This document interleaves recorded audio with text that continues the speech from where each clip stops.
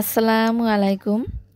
মুরগি তো অনেকে অনেকভাবে রান্না করে খেয়েছেন, হয় সেটা দেশি মুরগি না হয় ব্রয়লার মুরগি।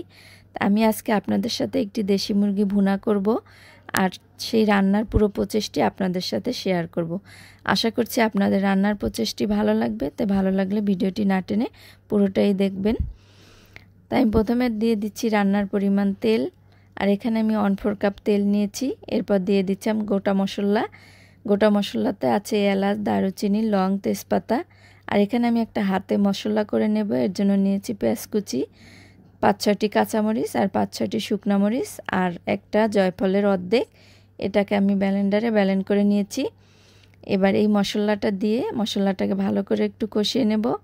তারপর দিয়ে দেব 1 চামচ পরিমাণ আদা বাটা, 1 চামচ পরিমাণ রসুন বাটা। এবার এই বাটা মশলাগুলোকে একদম ভালো করে কষিয়ে নিতে হবে।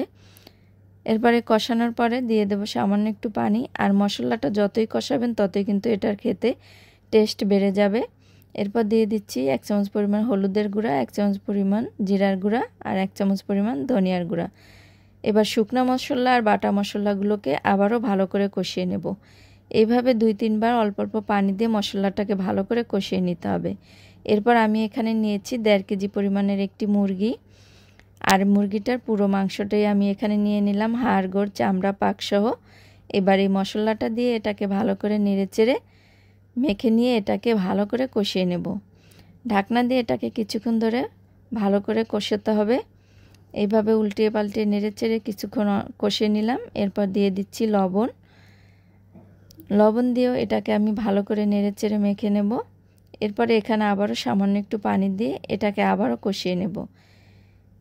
আর এখানে কিন্তু গরম পানি ব্যবহার করতে হবে। আমি কিন্তু গরম পানি ব্যবহার করেছি, আপনারা চাইলে ঠান্ডা পানিও দিতে পারেন, তবে গরম পানি দিলে মাংসের টেস্টটা ভালো হয়। এবার পানিটা দিয়েও এটাকে আরও কিছুক্ষণ কষিয়ে নিলাম। আমি এভাবে 2-3 বার মাংসটাকে ভালো করে কষিয়ে নেব। আর এটা এভাবে কষানো হয়ে গেছে। এরপরে রান্নার পরিমাণ এখানে আমি গরম পানি ব্যবহার করব। রান্নার পরিমাণ পানি দিয়ে দেব। এটাকে এভাবে পানি দিয়ে ঢাকনা দিয়ে রান্না করব। এখানে একটা মশলা তৈরি করব। এর জন্য নিয়ে নিচ্ছি একটা পেঁয়াজ কুচি। পেঁয়াজটাকে হালকা ব্রাউন কালার করে ভেজে নেব। পেঁয়াজটা হালকা ব্রাউন কালার হয়ে আসলে এখানে আমি দিয়ে দিচ্ছি 1 চামচ পরিমাণ জিরা। এবার জিরার পেঁয়াজটা একদম ভালো করে ভেজে নেব। এটা যতক্ষণ পর্যন্ত কালচে না হয়, এই যে দেখুন এভাবে কালচে হওয়া পর্যন্ত এটাকে ভেজে নিতে হবে। এরপর এটা নামিয়ে আমি এটা শিলপাটাতে বেটে নেব।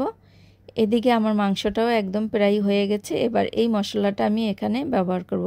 এই ফোড়ন মশলাটা বেটে যদি আপনারা এভাবে দেশি মুরগি রান্না করে খান, অথবা ব্রয়লার মুরগিও রান্না করে খেয়ে দেখবেন, যে কোনো মাংসতেই আপনারা এই মশলাটা ব্যবহার করতে পারেন, দেখবেন মাংসের টেস্ট অনেক গুণ বেড়ে যাবে। এই যে দেখুন রান্নাটি হয়ে গেছে। আর আশা করছি আজকের এই মুরগির রান্নাটি আপনাদের ভালো লেগেছে। ভালো লাগলে অবশ্যই ভিডিওটিতে লাইক, কমেন্ট ও শেয়ার করতে ভুলবেন না। পাশে থাকা বেল আইকনটি বাজিয়ে দেবেন। আবারও আপনাদের সাথে দেখা হবে নতুন কোনো ভিডিও নিয়ে। আজকের মতো এখানেই বিদায় নিচ্ছি। আসসালামু আলাইকুম।